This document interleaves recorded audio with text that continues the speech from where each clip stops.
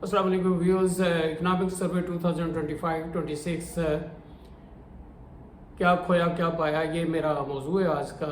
मैं प्रोफेसर शकील अब्बासी। आज 12 जून 2026 है, शाम के 9:10 है।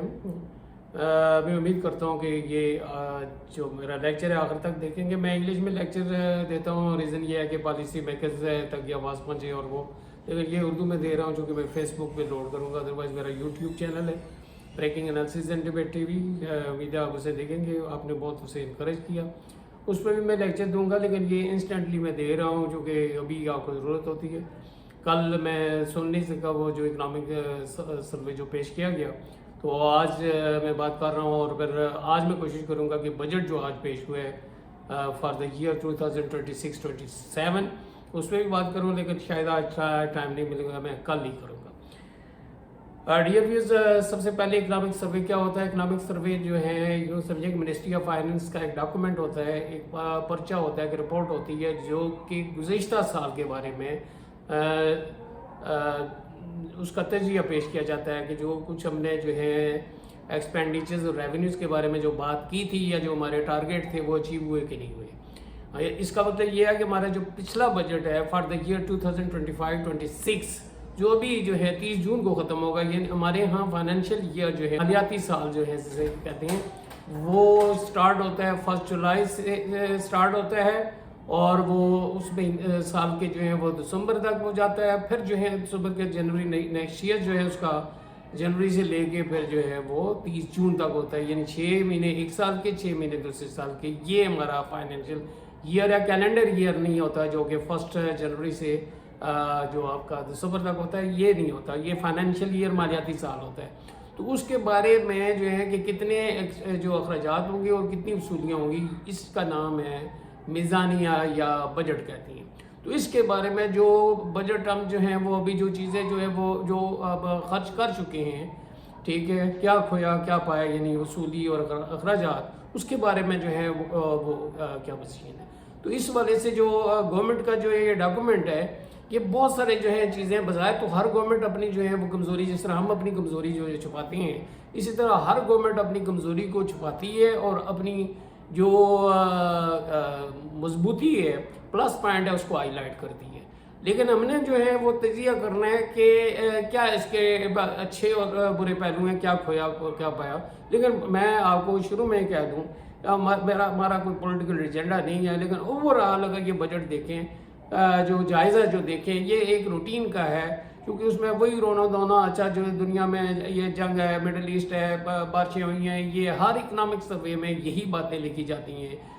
पॉलिटिकल इंस्टेबिलिटी थी, कोरोना था या कोई और चीज़ें जो है ना, इसलिए परफॉर्म नहीं कर सके। लेकिन ये जो है ये रिफ्लेक्शन होती है हर गवर्नमेंट की कमज़ोरी की, और बल्कि हमारे जितनी भी गवर्नमेंट्स हैं उनकी कमज़ोरी की, हमारे पॉलिसी मेकर्स की जो है कमज़ोरियाँ इसमें जो है रिफ्लेक्ट होती हैं।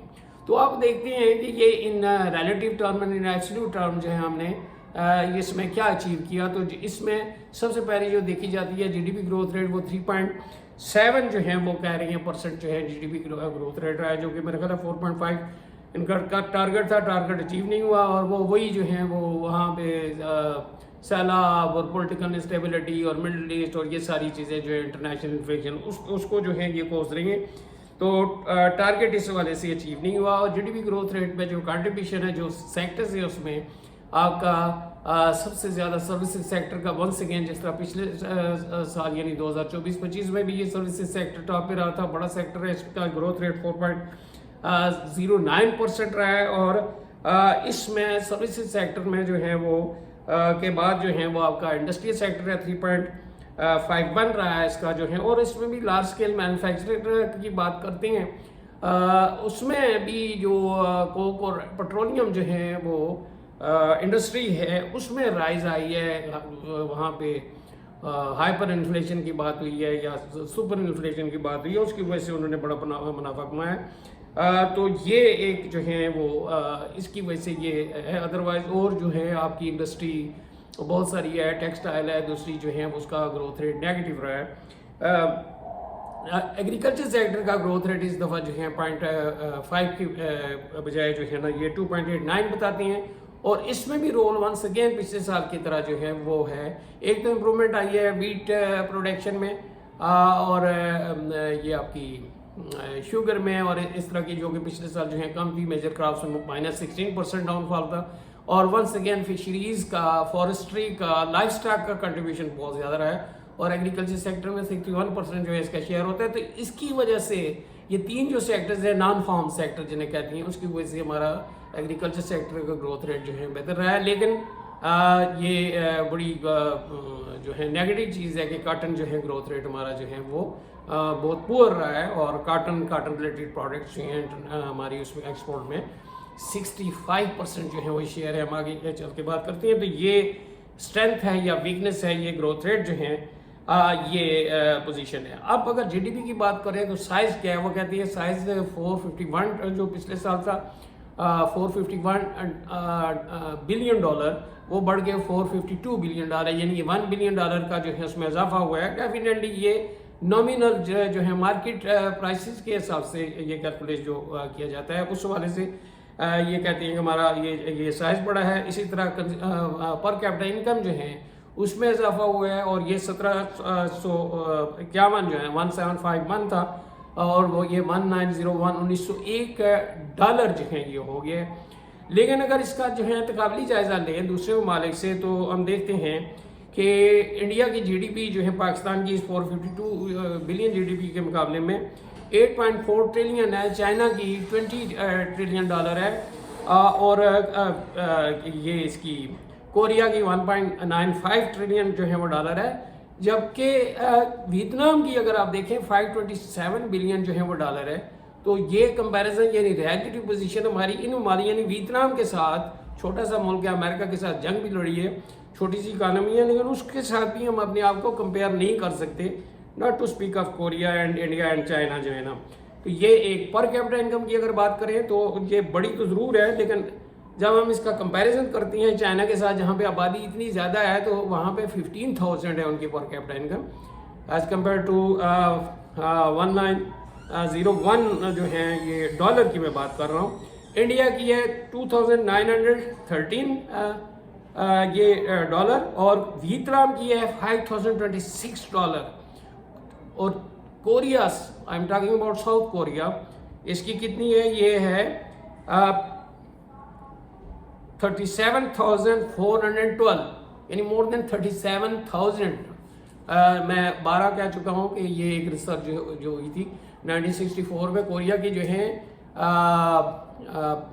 पर कैपिटा इनकम पाकिस्तान की 125 थी और 124 थी कोरिया की, साउथ कोरिया की। और अभी आप जो हैं where we stand you can compare this.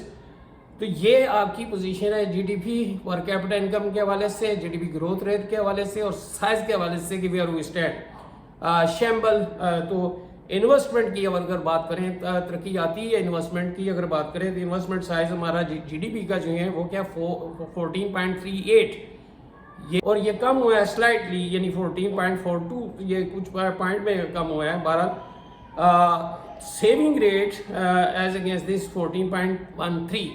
Saving और इन्वेस्टमेंट का गैप अगर हम बचाते हैं, मतलब ये 14.13 बचाते हैं और 14.38 जो है वो इन्वेस्ट करते हैं, तो जो गैप है इसका वो फिल करने के लिए हमें कर्जे की ज़रूरत होती है। जिस तरह मेरी इनकम अगर जो है वो 100 रुपये अगर मेरी पास हैं और मैं 120 रुपये जो है वो लगाना चाहता हूँ, तो मैं 20 रुपये किसी से उधार लूँगा। तो यही पोजीशन है सेविंग और इन्वेस्टमेंट की। ड्यूअल गैप मॉडल है, आम बंदे नहीं समझ पाएंगे। तो ये हमारी इन्वेस्टमेंट है।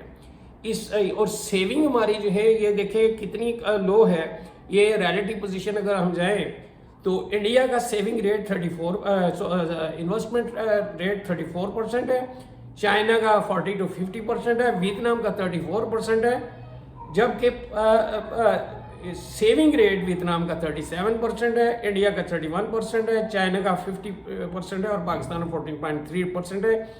यानी ये जो ममालिक के वियतनाम, इंडिया, चाइना वगैरह, इनका सेविंग रेट 34 से लेके 50% है एज कम्पेयर टू पाकिस्तान 14.13। कितने काम में इसी वजह से हमें कर्जे लेने पड़ती हैं। तो ये हमारी बड़ी पुअर परफॉर्मेंस, ये रिफ्लेक्शन है। ये जो हमारा मुआशी जायज़ा नहीं है, मुआशी जनाजा है मैं समझता हूँ। और life is tragedy for those who feel and comedy for those who think वाली बात है। एक्सपोर्ट और इंपोर्ट सेक्टर, फॉरेन सेक्टर जिसे कहती हैं, तो हमारी जो है ये टोटल एक्सपोर्ट साइज जो है वो रहा है 28 बिलियन डॉलर, और हमारा इंपोर्ट जो है वो 50 बिलियन डॉलर है। यानी हमारा गैप आ गया है तकरीबन ये 22 बिलियन डॉलर का जो है ये ट्रेड का ये डेफिसिट है, ये पोजीशन है हमारी।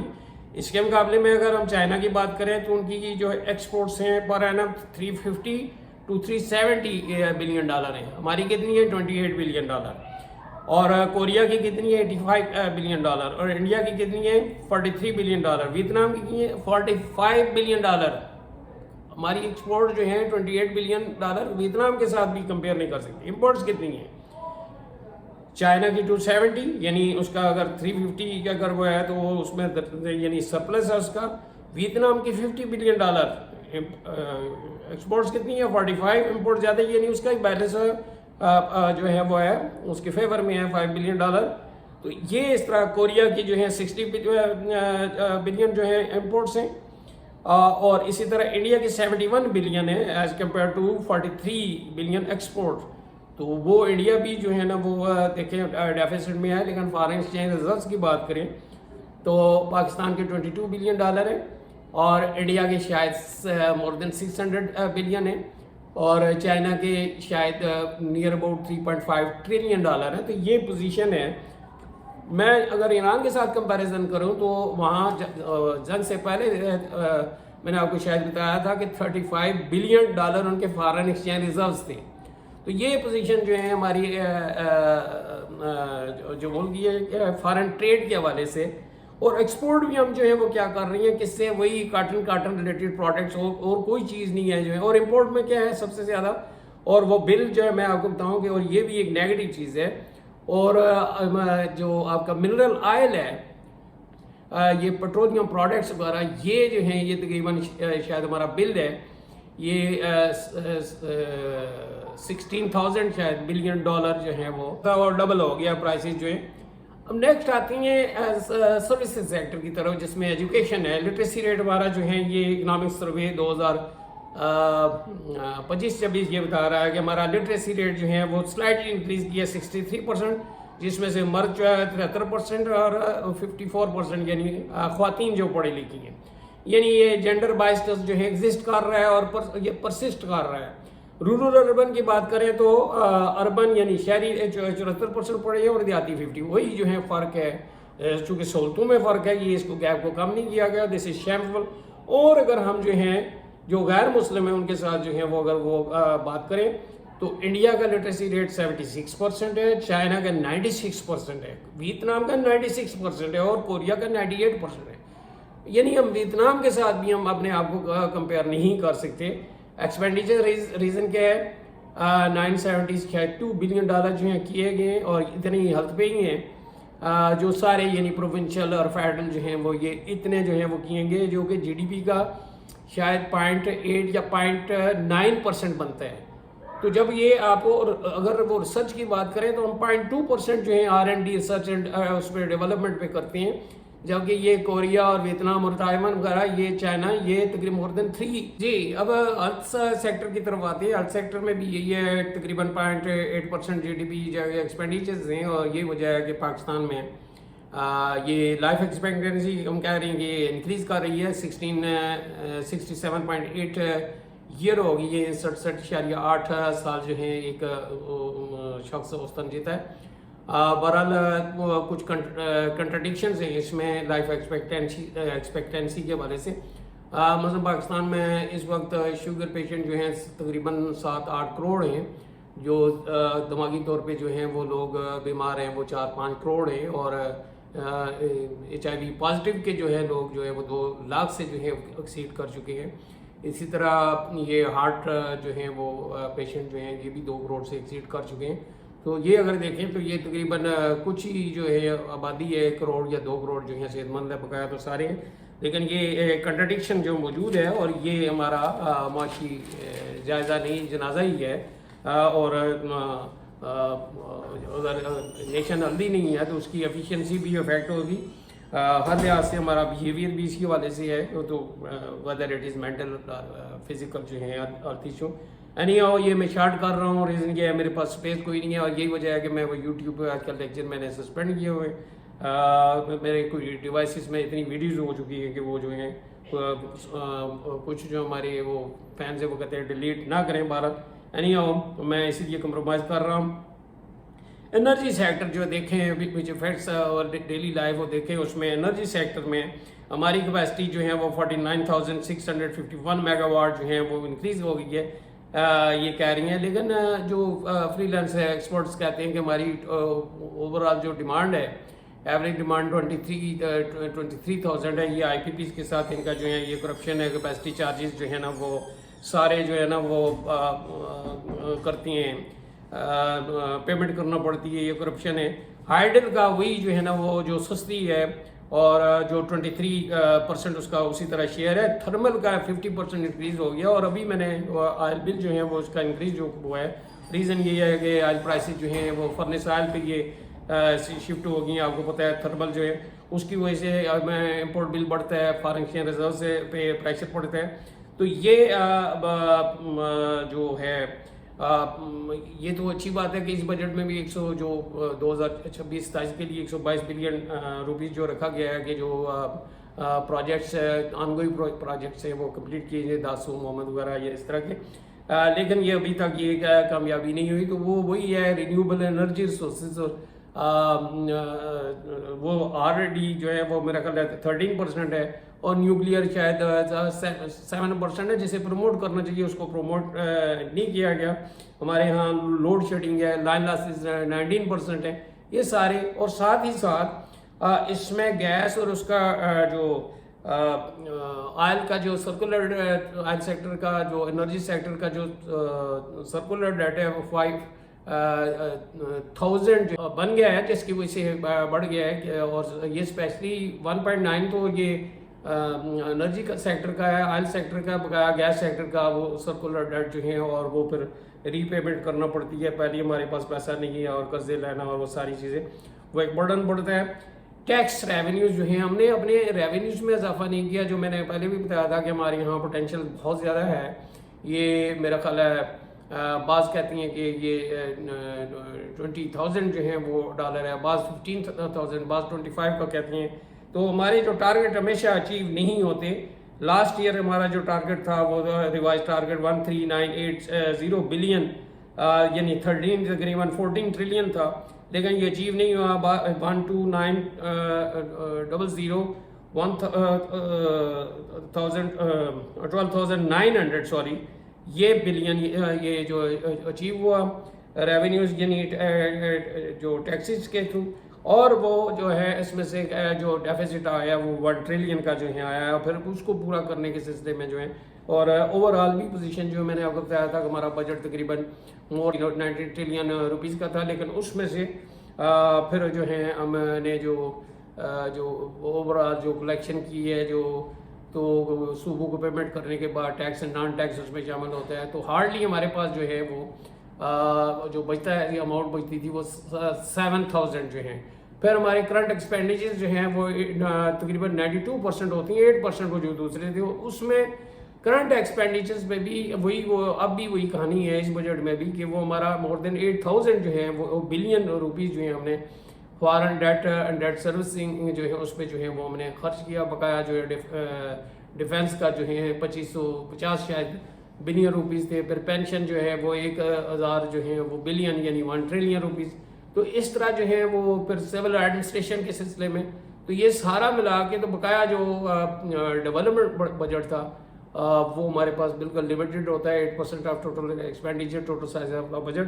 तो इसीलिए यहाँ पे तरक्की कोई नहीं होती। तो ये रेवेन्यू हमारी कलेक्शन होती कोई नहीं है, जो टैक्स देने के काबिल है वो देता कोई नहीं है। टैक्स एवेजन है, इसमें भी कहा गया है कि ये हम ये करेंगे, वो नेक्स्ट बजट में हम डिस्कस करेंगे। तो ये once again we fail to achieve our revenue targets. Expenditures हम जो है वो अचीव कर लेते हैं। हाँ, हमारी जो स्ट्रेंथ है वो अभी भी है कि वो जो भुट्टो ने जो किया था 70s में फॉरेन रेमिटेंसेस, लेकिन वो भी अब कम हो गई हैं, वो पकड़ दकड़ की वजह से और वहाँ पे फ्रस्ट्रेशन की वजह से, शायद इस वजह से है कि ये 30 बिलियन पे आ गए, 38 बिलियन शायद होते थे। एक्सपोर्ट भी कम हो गई हैं और ये बहुत बड़ा सहारा है हमारा फॉरेन रेमिटेंसेस।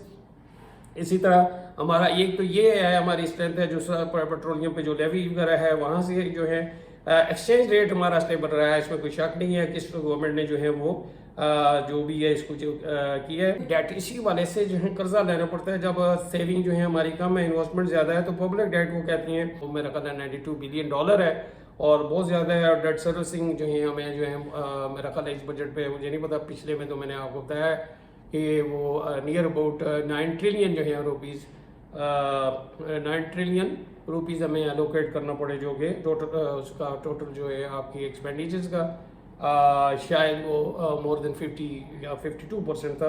तो ये इस तरह जो है वो, और हमारी स्ट्रेंथ जो है वही है बांड वगैरह इशू करके इस तरह जो है हम वो मैनेज कर रही हैं। एक फॉरेन रेमिटेंसेस है, ये लेवीज वगैरह जो है हमारे ऑयल जो है पेट्रोलियम वगैरह लगा के उससे गुजारा कर रही हैं, कुछ हम इम्पोर्ट पर जो है कट लगा के इम्पोर्ट कम कर रही हैं। तो इस तरह हम फॉरेन एक्सचेंज रिजर्व्स को हम बचा रही हैं, लेकिन ये बुनियादी तौर पे हम अपनी इकनॉमिक डेवलपमेंट को जो है वो रोक रही हैं। तो ये आपका पॉवर्टी के बारे में दिस इज़ अलार्मिंग, चूँकि अगर मुल्क में जीडीपी बढ़ रही है तो गुर्बत अगर साथ बढ़ रही है तो this is not economic development, this is all cosmetic. तो पॉवर्टी जो है 2005 में कहती हैं कि 50% थी और जो कि कम हो गए 2018 में, वो कह रहे थे कि 21% रह गई, अब दोबारा कहती हैं कि ये 29% हो गई है, जबकि वर्ल्ड बैंक जो है वो कह रहा है कि 46% है। उनकी अपनी डेफिनेशन है, वो मेरे ख्याल 2.5 जो है डॉलर पर डे पर अडल्ट की जो डेफिनेशन है। चीनी कोएफिशिएंट है, इनकम डिस्पैरिटी को ये शो करता है, ये है 28% से राइज करके 32.5 पे चला गया है। बावजूद है कि जो है गवर्नमेंट ने जो है तकरीबन प्रोग्राम जो है 4.6 ट्रिलियन जो है वो रुपीज़ जो है वो खर्च किए हैं, जिसमें ज़कात शायद 12 अरब है, बैतुल माल है, और पॉवर्टी रिडक्शन जो है प्रोग्राम्स है वो किए हैं। लेकिन इसमें चूँकि लूप होल्स हैं, ये डिस्ट्रीब्यूशन इसकी प्रॉपर नहीं होती, इससे बेनज़ीर इनकम सपोर्ट प्रोग्राम में भी जो है एम्बेजलमेंट जो है वो पकड़ी गई है। तो इसकी वजह से जो है ये हमारा वो पॉवर्टी राइज है, और सबसे बड़ी वजह जो है इन्फ्लेशन है और अनएम्प्लॉयमेंट है, उसको टैकल नहीं किया गया। और इसमें अनएम्प्लॉयमेंट जो है वो शो की गई है कि अनएम्प्लॉयमेंट बढ़ी है, शुक्र है ये एक सच बोला है।